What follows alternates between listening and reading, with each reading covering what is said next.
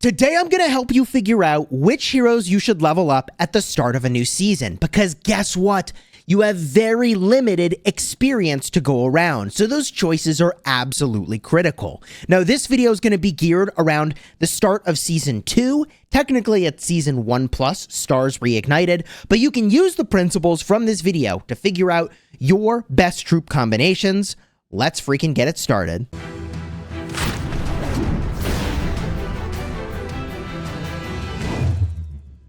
Hello, my friends, and welcome back. I'm Chisgule Gaming, and I've been doing a fair amount of battling at the start of Season 2. The Stars Reignited. I've got 1.3 million merits, which I think is a pretty moderate number. In fact, if I go to the rankings here, we had a lot of fighting in one of these zones.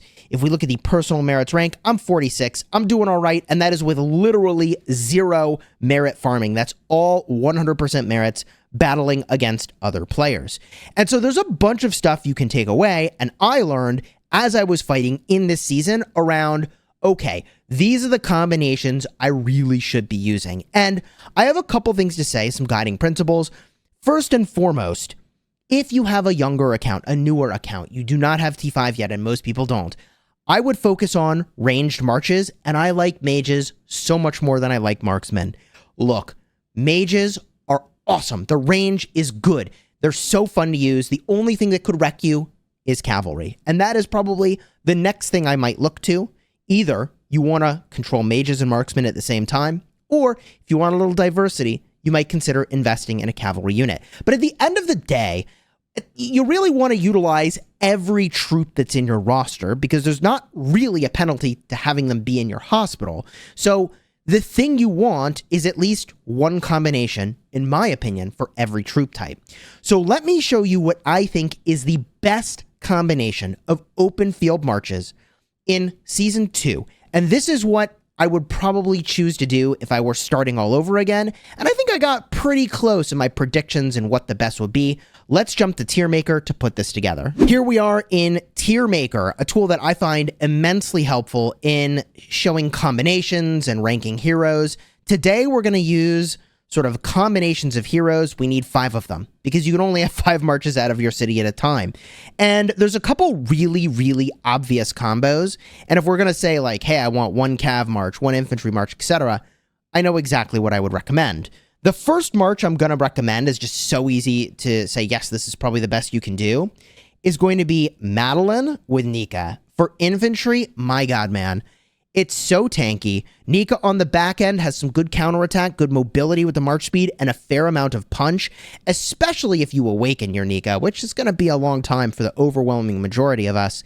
This thing starts to do some really wicked damage. So as far as infantry go, I think this is such an easy choice. Now, a lot of people don't have Madeline, so what do you do? Well, if you don't have Madeline, then the obvious substitution here is going to be Garwood. Garwood with Nika is a fine alternative to get the same effect in the battlefield. A very tanky march designed to absorb a huge amount of the enemy damage. Now, I'm going to keep this list focused on what are the best combos. So I'm going to pull back the Madeline in front, and we'll leave it like that. The infantry is easy to determine here. The cavalry is also pretty straightforward. There are a lot of ways that you can run cavalry in this game, but I think the slam dunk choice is going to be Bakshi with Emrys. Now, if you watched my live stream where I was actually fighting with the combinations that I'm recommending to you in part today, card will be up in the top if you didn't see that, or in the end screen as well. I was using Emrys as the primary because I've got peacekeeping talents on my Bakshi. Get that extra experience, baby. Go for that free-to-play value. And then Emrys I'm using for mobility. And the way that I use cavalry is not to attack the front line, typically. It is backline sabotage. It is running in after the front line is starting to crumble, and then your cavalry sweep through and just obliterate. I use the Emrys primary, but I think the better configuration is, in fact, with the Bakshi, specifically for his talent choices. So having 1 cavalry march, and that's got to be it, is just so fun. 10 out of 10, can recommend. Now, if you wanted a free-to-play combo, I'm actually still going to recommend the Bakshi and the Emrys together, because chances are you're getting them from gold keys. So once you get them to like 5-1-1-1, or almost certainly at 5-5-1-1, maxing the first 2 skills, I mean, you're going to be using these heroes. If for some reason you needed a substitution, then obviously right over here you've got this cavalry hero that you can bring in. And like, that's probably your best bet. The epic cavalry hero. But we're going to put him on the bench because we're trying to show you the best of the best. And remember, most of my heroes are not maxed. My Bakshi is like 5-4-1-2 or something, right? 5-5-1-2. So you don't have to have max heroes for these still to be the right combos. Okay, from here, if you're making one Mage March, I mean, isn't it obvious that you're using Lilia and Velen? And in some ways, it's like, bro, Chisgule, aren't you just kind of pairing together all the legendary heroes? But trust me, once we get to the part where we talk about special units, there's a lot of diversity in what your choices can be. So Lily and Velen paired together is just big area of effect damage, and it's easy to see why this is good.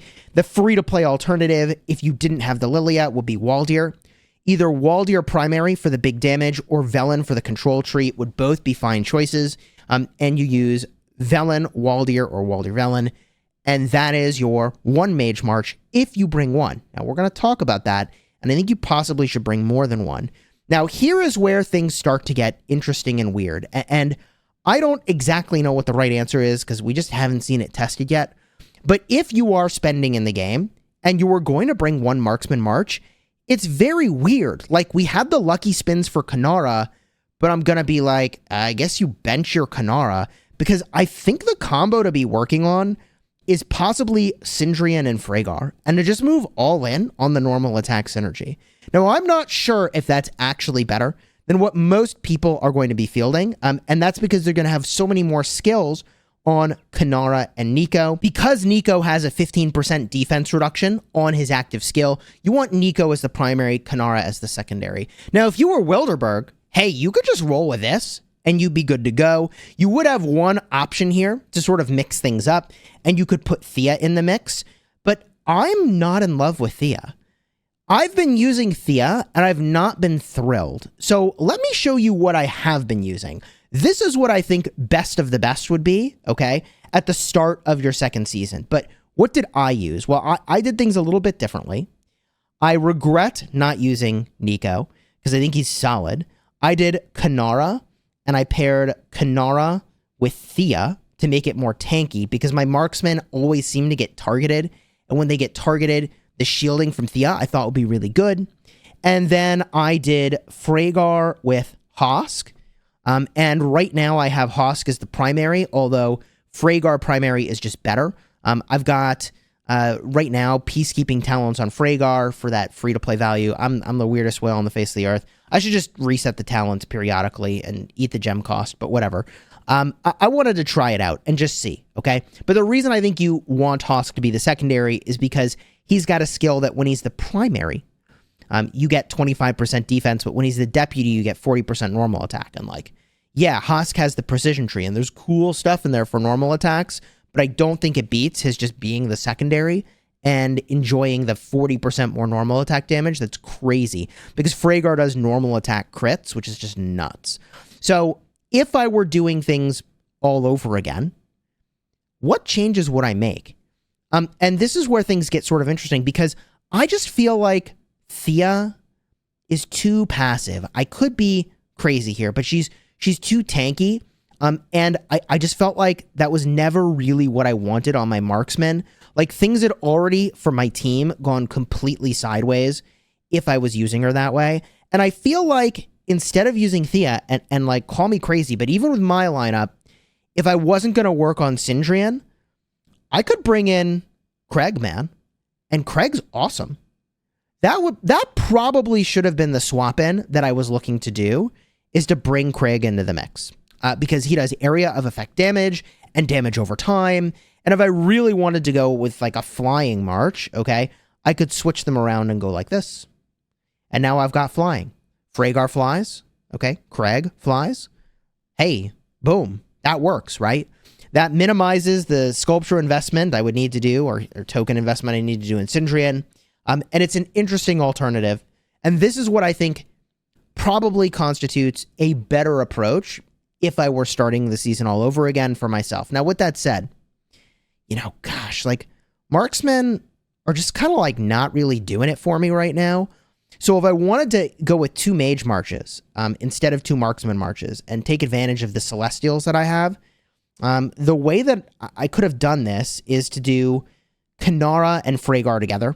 And it's like not particularly synergistic at all. But the reality is that I'm going to do the lucky spins anyways for Ffraegar. So I'm going to max her out at some point in the season. She's going to get a lot of skill developments, what I'm trying to say. And that'll probably surpass the value that I would get from Nico, who's at like 5-1-4-2 or something like that. I did get kind of lucky with Nico. And what I should do is probably a second mage march. So I would probably, if I'm doing this season all over again, do something like this. I mean, it's a little wacky. So what am I recommending here? Well, Lilia with Hosk is not, look at it, it's not the best, but it works. And then Waldir with Velen. And I'm just going for all the mages, man. Mages are nuts. I want more mages. The alternative here is if I wanted to make a Celestial March and I wanted to use the Thea, I could do it. But the point of your mages is not to be tanky, man.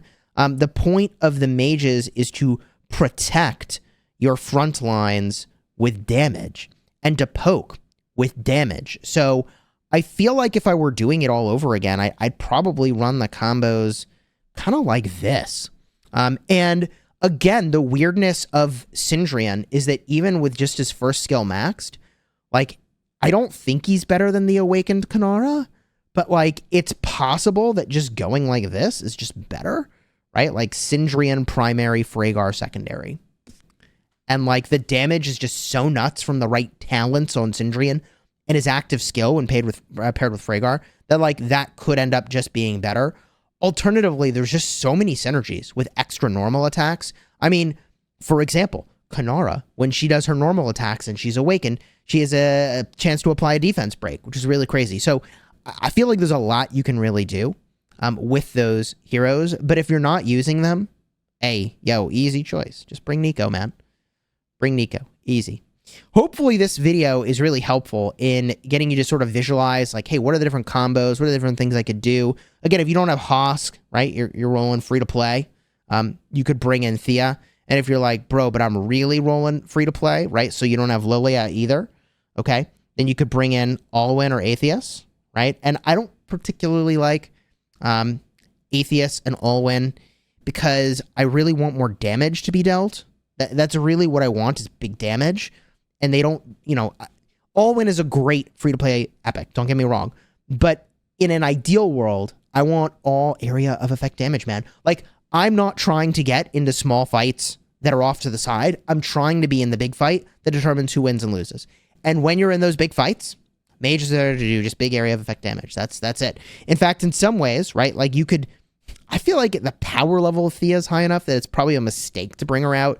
But like you could bring her out and swap in Atheist just for technically more damage, right? Because Thea's just doing shields, but I think it's probably wrong not to take advantage of Celestials, go with flying units, to split the Thea from the Waldir and the Velen, who already get some march speed from your Velen, okay? And get some march speed by using Celestials, and then, you know, you get that from Thea. She's got march speed for flying units, right?